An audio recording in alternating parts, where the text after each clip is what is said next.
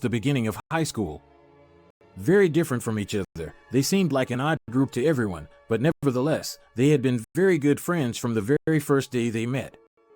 All three were beauties and had a good sense of style, which quickly made them quite popular among their classmates. They differed in character but complemented each other well, which was exactly why they became friends. Gabby was the main instigator among them, possessing natural beauty, charm, and a sense of style. With wavy, shiny black hair, large, sparkling dark brown eyes, and a slender body, Gabby was proud of how she always looked. With her beautiful and open smile, she could charm anyone and often used this tactic when she needed to get something from classmates, boys, or teachers. You only live once, Gabby always told her friends. And you should live beautifully. This phrase was her personal creed, by which she lived and tried to teach others to live. Even in school, she was the center of attention. Girls tried to be like her, boys tried to invite her on dates, giving her flowers and sweets, although Gabby rarely ate the latter, too concerned with maintaining her figure. A carefree, fun-loving girl, she enjoyed this popularity without much thought about the consequences of her frivolity. She changed boyfriends like gloves, sometimes allowing some handsome guy to call himself her boyfriend, then moving on to a typical bookworm who selflessly helped her pass some tests, assignments, or exams. Each time, she kept the guys as much as she could and enjoyed herself. So it wasn't surprising when she got pregnant and gave birth even before finishing school. What was positive about this event for Gabby's life was the baby, whom she loved with all her heart, as well as the fact that she became more responsible after becoming a mother. Unfortunately, the father of the child, though he acknowledged his daughter, refused to directly participate in her life, offering only to pay child support. Since then, the girl taking care of her daughter could only dream of finding a man who could love not only her, but also her daughter. This became her most cherished dream, as she really wanted to have a complete family. The second girl in the group was Anita. She was just as beautiful and led almost as active a lifestyle as Gabby from school days. The girl envied Gabby's thick and wavy hair, although she herself was the envy of many tall, long-legged, with long straight hair the color of raven wings. She was most proud of her large eyes, which seemed so because they were almost black. However, boyfriends didn't stick around in her life, despite her cheerful nature and beauty, but fortunately, Anita managed to avoid early pregnancy. After Gabby's daughter was born, she helped her friend take care of the child and often dreamed of someday being as happy. Anita saw no other happiness for herself than to find a suitable, good man with whom she could tie her life in marriage and eventually have several children with, as the girl dreamed of a large family since school. However, Anita wasn't lucky with gentlemen either, even after finishing school and university. No matter how hard she tried, she still couldn't find herself a husband. Yes, she had a few long-term relationships, but each of them ended either because of her boyfriend's infidelity, or because of the terrible character of her suitors, or because of their alcoholism and cruelty towards her. A couple of her men even got violent, prompting Anita to leave them. One such man, who bothered her for several months after their breakup, had to be reported to the police. He simply refused to let Anita go, despite treating her very poorly during their time together. The police became involved not only because the man constantly showed up at Anita's home or her workplace, but also because he tried to break into her apartment several times to catch her off guard and convince her to take him back. The man's escalating madness eventually forced Anita to turn to law enforcement. She simply no longer felt safe, and for a long time, she even stayed overnight at friends' places. However, feeling the danger emanating from her ex, Anita worried about Gabby and her little girl. After all, they were not to blame for the fact that the girl got involved with such a terrible man who refused to let her go.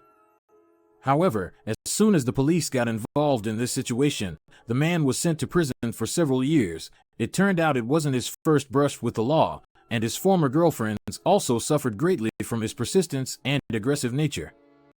And although Anita managed to get married and divorced due to her ex-husband's constant infidelity after that, she didn't lose hope and continued to search for her happiness.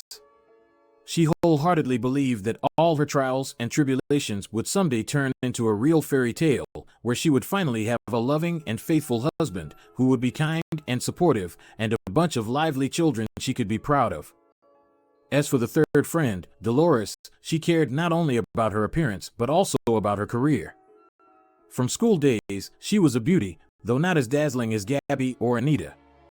She often wore her hair in a ponytail, which caused it to fade so that when she let it down, her light chestnut locks beautifully shimmered with dark golden strands. Her dress sense was more modest and less flamboyant than her friends, but always tasteful. Jackets that accentuated her slender figure, well-fitted trousers, and minimal accessories uniquely set her apart among her friends. From a young age, she excelled academically and often helped her friends in subjects where Gabby and Anita weren't as strong as Dolores.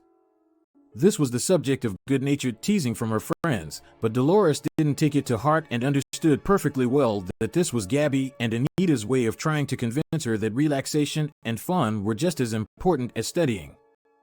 "Don't be so serious," Gabby would always say to Dolores whenever she got engrossed in yet another book or new training course. "You'll get wrinkles." Dolores never thought much about wrinkles. Her face, though not as refined as Gabby and Anita boasted, had smooth skin of a pleasant olive hue. A tiny mole on her cheek added charm, especially when Dolores wore elegant glasses, which helped her read.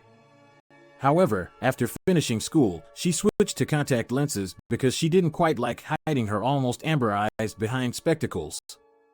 Though she dressed more modestly than her friends, she still attracted attention from school days, not so much for her beauty, but more because she was always ready to help with assignments or provide some solution. Perhaps her dedication to studies and her determination influenced her life, or maybe she planned it that way, but nearing 30, she couldn't boast an extensive list of boyfriends, a husband, or children. She lived alone in a pleasant apartment, which she furnished herself, assembling an exquisite interior with the decent salary she earned as a human resources director. Despite her busy schedule, Dolores managed to combine work with pursuing a second higher education and regular Pilates sessions, keeping her in good shape. But she lacked time, energy, and desire for anything else, and thus, there were no men in her life. Her career-oriented mindset surprised her friends, and Gabby and Anita would often privately discuss how Dolores was so unlike other women. Unlike others, Dolores wasn't bothered by the fact that she had neither a husband nor even a boyfriend. It seemed that despite her love for Gabby's daughter, Dolores wasn't in a hurry to have her own children, even for her own sake and personal happiness. Gabby and Anita were openly irritated by the fact that their friend didn't strive to find a man and simply lived for her own pleasure, even allowing herself to go on vacation and carelessly lie on the ocean shore, while Gabby always watched over her child and Anita fretted over another breakup with another man. Once, after another meeting at the cafe, which had become a weekly tradition for the three friends, Gabby and Anita walked through the city, expressing their annoyance. For the umpteenth time during the meeting, Dolores brushed off inquiries about her personal life, saying she didn't have time, while in her professional life, everything was falling into place. Hearing this, while Gabby and Anita had less than cheerful news, one had split up with another suitor, and the other hadn't gone on a single date since their last meeting, the girls harbored resentment. "Can you believe it? We only live once." Gabby sighed after meeting her friends. "I know, right?" Anita, who always accompanied Gabby home, agreed with her opinion about Dolores. "She's almost 30 and still hasn't been married once. She'll end up alone, without children or a husband, if she doesn't get her act together." Gabby shook her head. "Something needs to be done. Otherwise, Dolores will just keep living her empty and meaningless life, hiding behind her career. We need to show her what real female happiness is like. You and I understand that work isn't everything. The best happiness for a woman is children and a husband." "I agree with you, Gabby, but how do we do that? I can't even imagine what we could do to make her realize how wrong she is." Gabby pondered but didn't know how to answer that question. "I don't know. We need to think. Listen, maybe we can find someone for her, huh?" Anita suddenly suggested. "And who are we going to find for her?" "Anyone will do." There are plenty of men around. As if we don't have acquaintances who would agree to meet her. Your cousin has asked about Dolores a couple of times. Oh, he's ambitionless and doesn't take care of